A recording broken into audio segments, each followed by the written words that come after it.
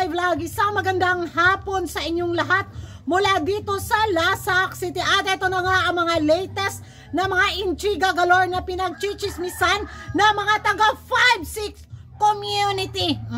Grabe yung mga hanas galore nila for today's chismis. Mga karag-karag, kita nyo naman ang ating menopausal fashion 5-6 distraction look. Murag nalibat akong mata sa aking pa-unlimited na pa-eyelashes, mga karag-karag. Of course, magbabalik tayo ngayon sa ating mga pa-fashion distraction.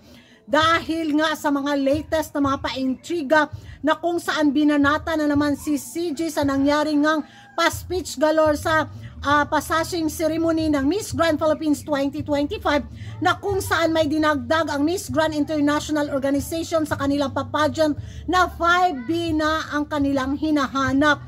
Beauty, brain, body, business at sa yung panglimang in-apply ngayon ay behavior na kung saan nag-trigger ang kanilang mga hemoglobin, ang kanilang mga kigol at kigwa sa ating mga 5-6 community at binash ng todo si CJ sa nangyari ngang pa-speech na yon.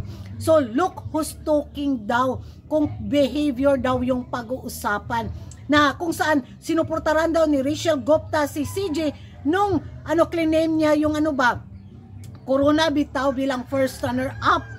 So, kinongratulate daw ni Rachel Gupta. Pero ano daw yung binalik ni CJ kay Rachel? Yung paano bitaw sa social media na behavior? Sino daw yung may masamang ugali? Si CJ ba daw or si Rachel? So, makikita daw sa salamin kung sino yung nababagay ba na maging joker at cartoons character ni Uncle sa Miss Grand International Organization, which is ang pins down. Buti na lang daw mga karag-karag, umalis si Rachel Gupta sa Miss Grand International Organization with dignity, pride, integrity. Yun yung mga hanas nila, which is sinalo daw ng pins ni CJ ang pagiging asal basura. Sa nangyaring ang passaging ceremony sa Miss Grand Philippines 2025 na kung saan mga utok, bulinaw lagi sila, no? So sabi pa na may ibang taga 5-6 community so ngayon daw talaga nila napantunayan na tama daw yung nararamdaman nila kay CJ na may something's smelly fishy galore daw sa ugali ni CJ nung lumaban ito sa Miss Grand International pageant na naging kalaban niya si Rachel Gupta. Ngayon, lantaran na daw ang pagiging basura ng ugali ni CJ. Bakit daw kailangan niyang sabihin yung behavior na bitaw sa Miss Grand International? Ano daw yung karapatan niya na husgahan si Rachel Gupta? So magiging reaction ko mga karag-karag, by pag maligo silang carry para mahuwasan sila sa kanilang pagkagiging dilulo. Sinabi yun ni CJ, inutosan lang siya ni Nawat kung ano yung next na pangdagdag sa na hinahanap ni Uncle sa Miss Grand International pageant. Kung disappointed sila dahil sinabi yun ni CJ, it means affected talaga sila. Kung sila na tapos sa bumuta ako. Sila talaga yung affected talaga sila, guilty sila. Bakit sila apektado yung sinabi ng dinagdag yung behavior bilang panglimang B na hinahanap ng Miss Grand International Organization. So it means may something sa kandidata nila. Bakit nila putaktihin si CJ? Akala ko ba naka-move on na sila? So it means sinusundan na talaga nila yung journey, yung reigning galore ni CJ bilang Miss Grand International 2024. Kahit sabihin pa nilang pamalit, butas lang si CJ kay Rachel Gupta. So yun, affected sila kasi nga hindi sila makamove on, ganon. May pag magpa 5-6 sila nako para ipuno nako diri sa kong tindahan, mahuwasan pa sila. So mag-move on din sila minsan. Wag nilang sundan yung mga bitaw lakad ni CJ, yung mga ganap ni CJ para hindi sila ma-stress.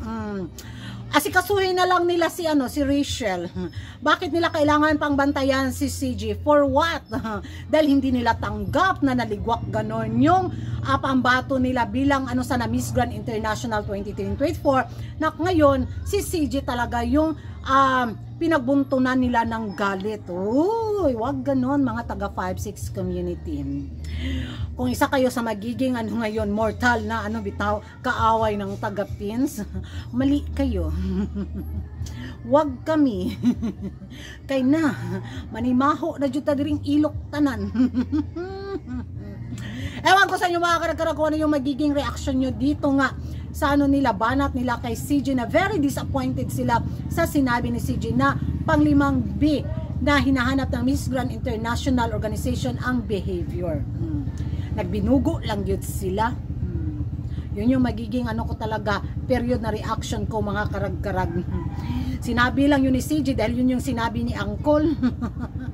Yon, ganon. Huwag masyadong makitid ang utak mga taga 5-6 community.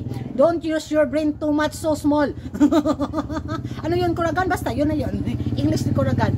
Mag-ingay tayo sa comment section mga karag-karag. Kung hindi ka pa nakapag-subscribe sa YouTube channel ko, don't forget to like and subscribe. Kuragan, Karagan, hit the notification bell para updated kayo sa mga latest na mga pa-intriga eksena sa mundo ng beauty pageant. Ano yung magiging reaction yung mga karag-karag dito nga sa panglimang B na dinagdag ng Miss Grand International Organization ang behavior. And thank you for watching. Bye-bye.